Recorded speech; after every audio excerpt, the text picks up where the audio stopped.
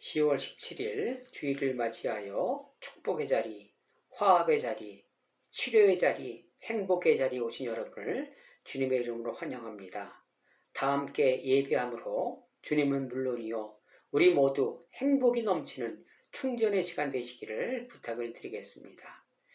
오늘 교회에 오기 전에 우리 딸에게 먹거리를 전하러 갔었습니다. 며칠 만에 이렇게 봤는데 참 좋더라고요. 얼굴을 보니까. 예배에 나오신 저와 여러분을 보시고 주님도 흐뭇해 하실 것입니다. 오늘 주신 말씀을 봉독해 드리겠습니다. 누가복음 5장 31절과 32절의 말씀입니다. 예수께서 대답하여 이르시되 건강한 자에게는 의사가 쓸데없고 병든 자에게라야 쓸데있나니 내가 의인을 부르러 온 것이 아니요 죄인을 불러 회개시키러 왔노라. 아멘. 사랑하는 성도 여러분, 지난 한 주간 어떠한 삶을 살아내셨습니까? 우리는 하나님을 사랑한다고 하지만 내 욕심과 내 이익을 위하여 하나님을 사용하며 살아왔다는 고백이, 주님과 동행한다고 하면서 주님을 판 것이 바로 나라는 고백이, 나는 아니지요가 아닌 내가 바로 그 자입니다를 인정할 때 비로소 우리는 죄인이며 병자라는 사실을 인정할 수 있고, 죄인이기에 또한 구원 얻을 수 있는 자격이 있다는 사실도 확인할 수 있는 것입니다. 우리가 죄인이라는 것이 얼마나 다행한지 감사한지 모르겠습니다. 세상을 살다 보면 세상의 방법이 있고, 믿는 저와 여러분은 세상의 방법과 하나님의 방법 두 가지를 가지고 살아가고 있습니다. 디모데후서 2장 3절에 보니까 너는 그리스도 예수의 좋은 병사로 나와 함께 고난을 받으라, 이렇게 말씀하십니다. 사실 세상 방법대로 살아가는 것도 만만치 않습니다. 쉬운 일이 없지요. 그런데 우리는 하늘나라 방법도 겸하여 지키자니 고난인 것입니다. 하나님께서는 저와 여러분을 창조하신 분이기에 저와 여러분을 가장 잘 알고 계십니다. 그러기에 하나님의 처방전대로 살아간다면 고난이 행복으로 변할 것입니다. 고난 같으나 진짜 행복이 찾아올 것입니다. 그 어디서나 천국의 삶을 살아갈 수 있을 것입니다. 하늘나라 처방전 중 오늘 극히 일부만 도전받아 보겠습니다. 첫째로, 삶의 행복은 소유의 넉넉함에 있지 않다는 처방전입니다. 누가복음 12장 15절에 보니까 그들에게 이르시되 삼가 모든 탐심을 물리치라. 사람의 생명이 그 소유의 넉넉한 데 있지 아니하니라 하시고, 이렇게 처방하셨습니다. 세상의 처방전은 소유의 넉넉함이 행복과 비례한다고 얘기하고 있습니다. 그래서 사람들은 행복하게 살고 싶어서 많이 가지려고, 좋은 차 타려고 최선 다합니다. 노후 준비를 위해서는 물질이 있어야 한다고 처방합니다. 과연 그럴까요? 많이 가지고 있으면 행복할까요? 정말로? 결과를 보면 세상의 처방전은 처음에는 약간 약발이 먹히는 것 같으나 결과는 파멸로 귀결된다는 것을 알 수 있습니다. 로또 복권을 사는 사람들이 참 많이 있습니다. 왜 살까요? 그것이 있으면 행복할 수 있다는 세상의 처방전에 익숙해 있기 때문입니다. 일확천금, 그것은 세상의 처방일 뿐입니다. 일확천금을 획득한 사람들의 결과는 어떠합니까? 재벌가들은 왜 이혼을 하며 자살을 하며 형제간 분쟁이 일어날까요? 돈이 많으니 행복해야 할 텐데 행복하지 못한 모습입니다. 저와 여러분도 예외는 아닙니다. 형제와 자매들 간에, 자식과 부모 사이에 분쟁이 있는 분들의 통계를 보면 재산 싸움이 주된 원인으로 나타나고 있습니다. 네가 양보해. 내가 더 가질래. 내가 더 가질 권리가 있어. 왜 이래? 하면서 말입니다. 돈과 물질의 한계를 분명히 보여주고 있는 것입니다. 돈이 있으면 노후 준비는 하는데 그것으로 말미암아 사후 준비가 되지 않는다면 정말로 큰일 나는 것입니다. 마태복음 10장 25절에 보니까 낙타가 바늘기로 나가는 것이 부자가 하나님 나라에 들어가는 것보다 쉬우니라. 하늘의 처방전은 다 이유가 있는 것입니다. 하나님은 저와 여러분 중 그 누구도 구원 얻지 못하는 것을 원하지 않기 때문입니다. 돈은 필요한 것입니다. 반드시 있어야 합니다. 돈도 하나님이 만드신 것입니다. 그러나 돈은, 재물은 사용하라고 만드신 것이지 사랑하라고 만드신 것은 아닙니다. 돈을 사랑하는 것이 탐심입니다. 탐심은 우상 숭배로 이어지는 것입니다. 에베소서 5장 5절에 보니까 탐하는 자, 곧 우상 숭배자는 다 그리스도와 하나님의 나라에서 기업을 얻지 못하리니, 이렇게 확실하게 약속하십니다. 탐심은 우상 숭배입니다. 또 탐심은 하나님을 영화롭게 하지 못하고 감사할 줄 모르는 것이 탐심입니다. 또한 탐욕에 사로잡히면 내 마음에서 하나님께서 머무실 자리가 사라집니다. 여러분, 에베소서에 보니까 마귀에게 틈을 주지 말라라는 말씀이 있지 않습니까? 마귀의 특색은 뭡니까? 나누고 갈르고 그리고 마귀에게 지배당하게 만드는 것이 마귀의 본성입니다. 여기서 틈은 헬라어로 토포스라는 의미인데, 토포스라는 단어인데 이것은 장소, 시간, 영역 이런 것을 의미합니다. 틈을 주지 말라는 것은, 사단에게 틈을 주지 말라는 것은 그에게 내 마음에 장소를 내주지 말라는 것입니다. 탐심을 채우려는 순간 하나님이 머무실 자리가 없어지기 때문입니다. 디모데전서 6장 8절에 보니까 우리가 먹을 것과 입을 것이 있은즉 족한 줄을 알 것이니라. 또한 누가복음 3장 14절에 보니까 군인들도 물어 이르되 우리는 무엇을 하리이까 하며 이르되 사람에게서 강탈하지 말며 거짓으로 고발하지 말고 받는 급료를 족한 줄 알라 하니라. 회개에 합당한 열매는 현재에 만족하는 삶이라는 것입니다. 현재에 만족하지 못한다면, 지금에 감사하지 못한다면 미래에도 재산이 많이 변하여도 만족하지 못하며 감사하지 못하며 더 많이 더 높이를 갈망하게 된다는 것입니다. 욕심은 끝이 없다는 교훈입니다. 시편 84장 10절 주의 궁정에서의 한 날이 다른 곳에서의 첫날보다 나은즉 악인의 장막에서 사는 것보다 내 하나님의 성전 문지기로 있는 것이 좋사오니. 빌립보서 4장 12절 나는 비천에 처할 줄도 알고 풍부에 처할 줄도 알아. 모든 일 곧 배부름과 배고픔과 풍부와 궁핍에도 처할 줄 아는 일체의 비결을 배웠노라. 아멘. 하나님과 함께하는 것이 비천에 있을 때도 풍부에 있을 때도 그 상황에 맞는 말과 행동을 하는 것이 노후는 물론이요 사후 준비도 함께 할 수 있다는 사실 꼭 기억하시고 현재에 만족하시며 감사함으로 하늘나라 처방전대로 살아내시기를 주님의 이름으로 간절히 부탁을 드리겠습니다. 아멘. 둘째로 검을 주러 왔다는 처방전입니다. 마태복음 10장 34절에 보니까 내가 세상에 화평을 주러 온 줄로 생각하지 말라. 화평이 아니요 검을 주러 왔노라. 이렇게 말씀하십니다. 세상의 처방전은 화평하게 평화롭게 살아가라 이야기합니다. 세상은 사탄 마귀를 의미합니다. 그런데 사탄이 화평 평화를 왜 이야기할까요? 세상의 방법으로는 화평을 이룰 수 없다는 것을 너무나 잘 알고 있기 때문입니다. 어차피 되지 않을 것, 말로나 인심 쓰는 것입니다. 광명한 천사로 보이기 위함이지요.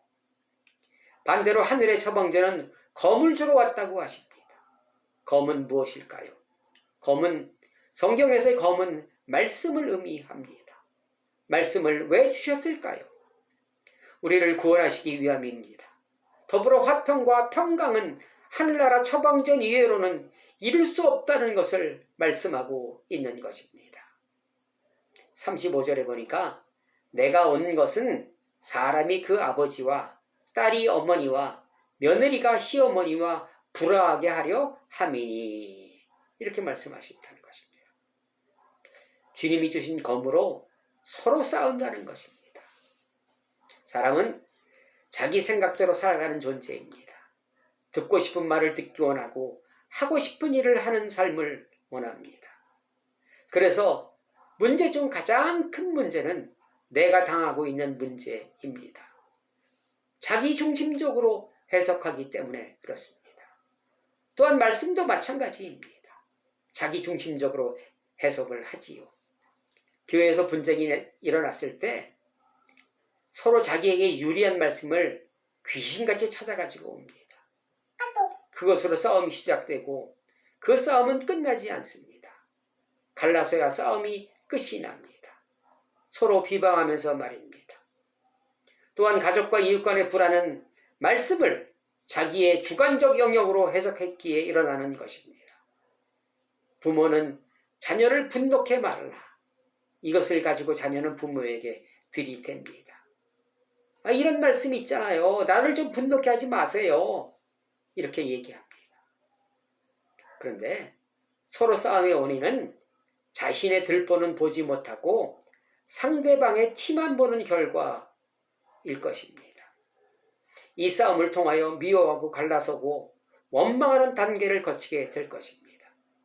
그리고 말씀의 검을 통하여 가라지와 알곡이 분명히 구분됩니다. 한국 기독교의 문제는 이처럼 말씀을 자의적으로 해석해서 선포했다는 것입니다. 잘 먹고 잘 입고 잘 사는 것이 축복이라고 가르쳤고 직분은 교회에서 계급으로 변하게 된 것입니다. 말씀은 우리가 이해하지 못하는 것이 참 많이 있습니다. 부자가 되려면 섬기라 합니다. 큰 자가 되려면 섬기라 합니다. 부자가 되려면 주라고 말씀하십니다. 이런 것이 믿어지면 행함으로 연결되지만 이해되지 않으면 돌아섭니다. 알곡과 가라지가 지혜자와 미련한 자가 말씀 검으로 말미암아 분명하게 드러나게 되는 것입니다. 고린도전서 1장 18절 십자가의 도가 멸망하는 자들에게는 미련한 것이요 구원을 받는 우리에게는 하나님의 능력이라. 십자가의 도는 내가 우선이 아니라 이웃을 먼저 생각하는 것입니다. 이웃을 사랑하는 것입니다. 검은 나를 먼저 생각하고 내 이익을 우선시하는 마음과 내 마음과 싸우는 것입니다. 도저히 이해하기 어려운 일과의 싸움입니다. 처음에는 칼날이 무디어서 잘 듣지 않을 것이나 성령의 도움으로 점점 날카롭고 예리한 칼로 변하게 될 것입니다. 이것이 주님이 주시려는 검입니다. 말씀, 즉 검은 우리를 살리는 역할을 합니다. 시편 107편 20절 그가 그의 말씀을 보내어 그들을 고치시고 위험한 지경에서 건지시는도다. 제가 좋아하는 말씀 중 하나입니다. 여러분, 처방전 중 도저히 이해할 수 없는 가장 센 처방전은 어떤 것이 있을까요? 성경 중에서. 저는 아브라함에게 이삭을 바치라는 처방전은 아니었을까 생각해 볼 수 있었습니다. 아브라함이 하나님의 신뢰를 듬뿍 받을 수 있었던 것은 이 처방전대로 행했기 때문에 승리할 수 있었던 것입니다. 아브라함에게 말씀, 즉 검이 있었기에 가능했던 것입니다. 나에게 날카롭고 예리한 검이 있다면 세상의 어떤 문제에서도 벗어날 수 있고 이길 수 있는 것입니다. 검은 승리의 보증수표입니다.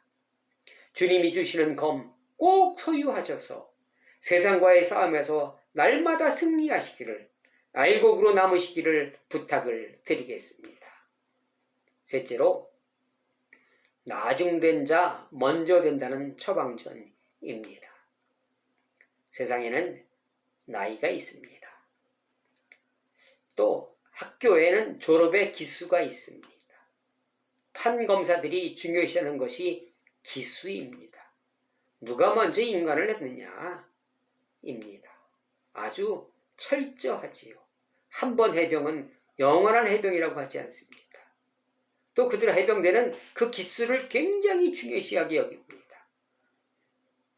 또 우리가 싸움이 일어나면, 분쟁이 일어나면 많이 말하는 중 하나가 너 몇 살이야? 몇 살이나 먹었어? 입니다. 이렇듯 세상에서는 순서가 중요하다고 처방합니다.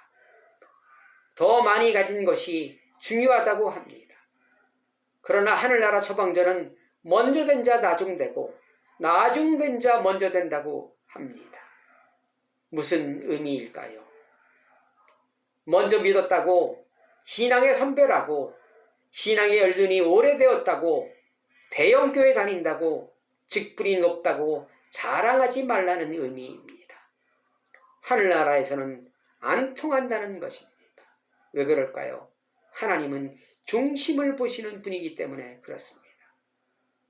신앙의 연륜을 인정하는 것이 아닌 어떠한 마음으로 어떠한 삶을 살아내고 있는가를 보시는 것입니다.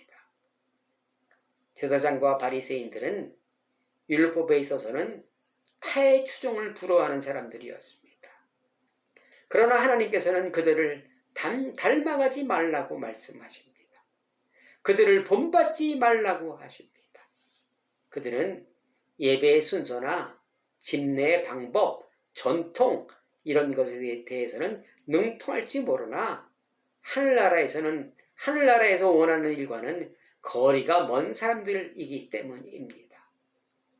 출애굽기 34장 6절에 보니까 여호와께서 그의 앞으로 지나시며 선포하시되 여호와라 여호와라 자비롭고 은혜롭고 노하기를 더디하고 인자와 진실이 많은 하나님이라 이렇게 말씀하십니다.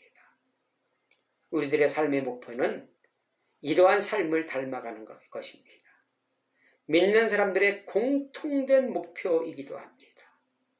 주님을 닮아가는 성품이 주님이 원하시는 먼저 된 자입니다. 비록 하나님을 늦게 알았어도 주님의 성품을 닮아가는 사람과 먼저 믿었으나 주님의 성품과 관계없는 삶을 살고 있다면 어떠한 것이 하늘나라 저울에 무게가 있겠습니까? 천국은 침노하는 자의 것이라고 하셨습니다. 천국은 담이 없는 것 같습니다. 누구나 주님의 성품을 닮아가고 그런 성품으로 살아내려 할 때 허락되는 것이 하늘나라입니다.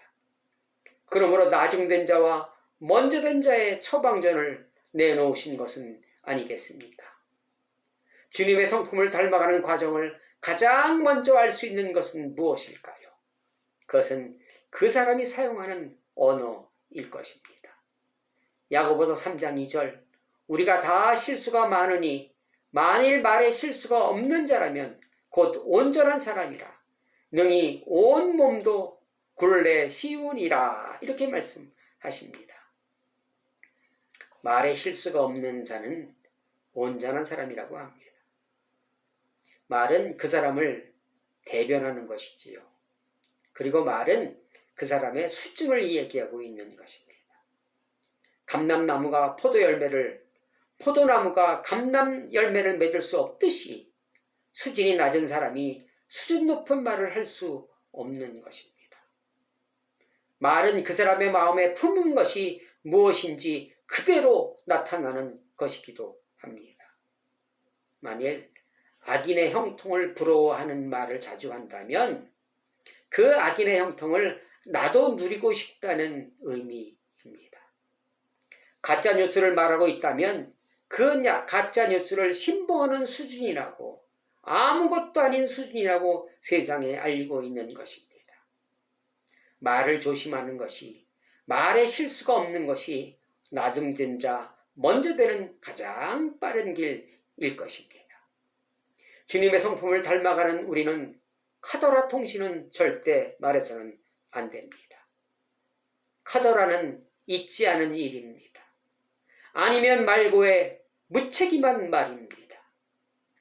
내가 직접 확인하지 않은 말이기도 하지요. 잠언 18장 8절과 26장 22절은 똑같은 말씀이 2번 반복됩니다. 토시 하나 안 틀립니다.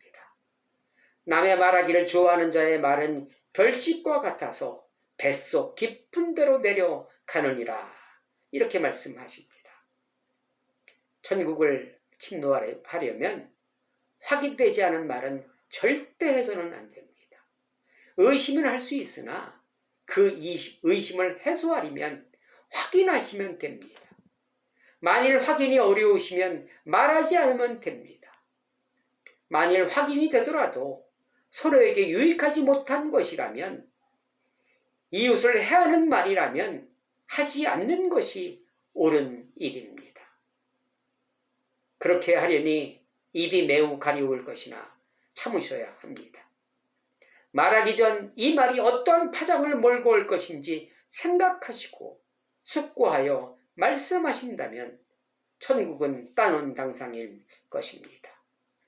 누가복음 6장 35절, 그는 은혜를 모르는 자와 악한 자에게도 인자하시니라. 이것이 하나님의 성품입니다. 사랑하는 성도 여러분, 오늘 저와 여러분에게 주신 하늘나라 처방전에 여러분은 어느 것이 걸리십니까?